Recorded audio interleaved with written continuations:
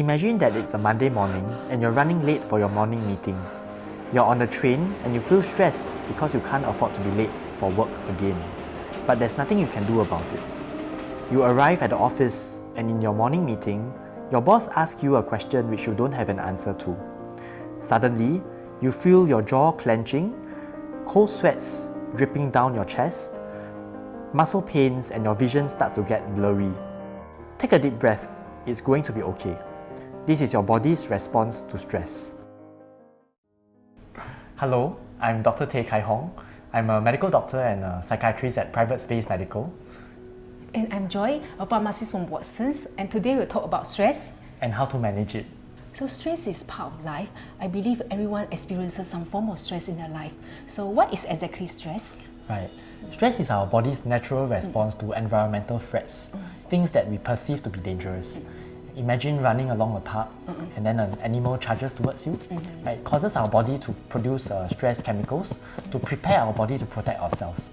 Some might call it a fight or flight response, which is basically a stress response. Yeah, so during this stress period, our body will release hormone cortisol as well as adrenaline, which cause increased heartbeat. But I will heard people say that I feel stressed but I feel good. Is it possible? So actually what you described is a positive stress, or what we term as eustress. It can be a positive driving force in our life to help us to achieve and to put in effort in our life projects, in school and in our work. Yeah. But of course, when stress reaches a certain threshold beyond what we can cope, then stress becomes bad stress or distress. Joy, what do you think causes stress?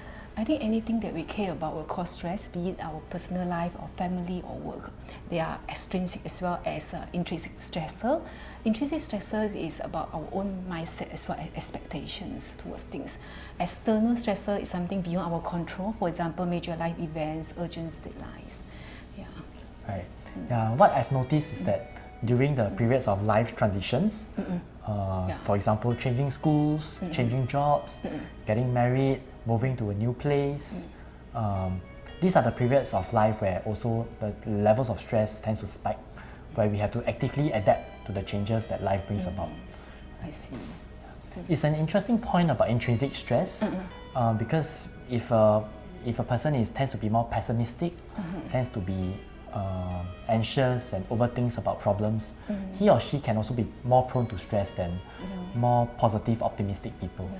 So for that, I always remind myself to stay positive in situations of uncertainties. I think that will help to manage stress. What are the signs and symptoms of stress? Right. Yeah. We can group it into physical symptoms and psychological symptoms. Stress really affects the whole body, right? So you can imagine having giddiness, lightheadedness. When it affects the heart, we can feel chest tightness or palpitations, right? We can hyperventilate or feel like we are short of breath. We can also feel like our stomach is churning, right? Or some people even vomit when they are under immense stress, right? And these are the physical symptoms of stress. The psychological symptoms might include insomnia, muscle fatigue, feeling very lethargic, loss of concentration. Loss of concentration, And it also affects the immune system, and people tend to fall sick more often when they are under chronic stress. Yeah, and most of the time they do not realize all these symptoms are associated with stress, then they blame on other things as well. Yes, exactly. I've had patients who go around seeing different doctors, thinking that they have a muscle problem because of muscle aches, but it turns out they are suffering from maybe anxiety disorder or they're under chronic stress. I see. What happens if stress is left untreated? We can imagine stress as like a stream of water falling into a bucket, and there will come a point in time where the water overflows, and that's where our body and our minds, the system is not able to cope with that level of stress anymore. Right? Either the bucket has to expand or the water has to slow down. Right? It can lead to physical health complications such as diabetes, obesity, and increased risk of heart disease and stroke, high blood pressure. Right. It can also lead to mental health complications like depression, anxiety, and insomnia. Stress can also lead to unhealthy coping mechanism, for example, binge drinking, smoking, gambling, comfort eating, etc. Yeah, this is what we see in our clinical practice as well. And it's advisable to seek help if one is suffering from high levels of stress for more than a few weeks, to the extent that it starts to affect their daily life. For example, it might affect their sleep, their appetite, their ability to function in school or at work, and it's starting to affect their family life. Right? That's the point where we advise the public to seek help. So, Dr. Tay, what is the best way to manage stress? Right. So if stress is a stream of water entering the bucket, there are many ways that we have to try to increase the capacity of the bucket so we can take on more stress in our lives, right? How do you manage stress, Joy? For me, definitely exercising. I will make sure that I exercise at least 5 times a week. And also, I always remind myself to stay positive during times of uncertainty. How about you, Dr. Tay? I'm not always able to remind myself to stay positive, and sometimes I need my loved ones and friends to remind me of that. So staying connected with my friends and family are a key way for me to manage stress. Alternatively, public also can consider supplements that has been associated with reduced symptoms of stress. For example, rhodiola, ashwagandha, and kawa. Yeah, I've seen scientific evidence that some of these supplements can help to relieve muscle tension and improve fatigue. I see. How about pharmacological ways?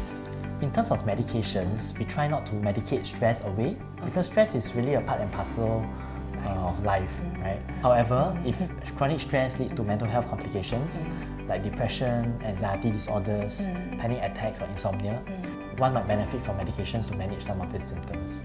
Yeah, that's why it's very important to seek professional help if you feel that you are overwhelmed with stress. Yes. In our modern, fast-paced society, stress is really inevitable. And healthy amount of stress can push you to the optimal level of alertness, behavioral, and as well as cognitive performance. However, chronic stress at a high level can cause detrimental health complications. And you might be overwhelmed with stress without realizing it. If you or your loved ones are experiencing high levels of stress for extended periods of time, please consider seeking help from healthcare professionals such as psychiatrists or counselors, and they will be able to provide you with the tools and resources needed to manage your stress better.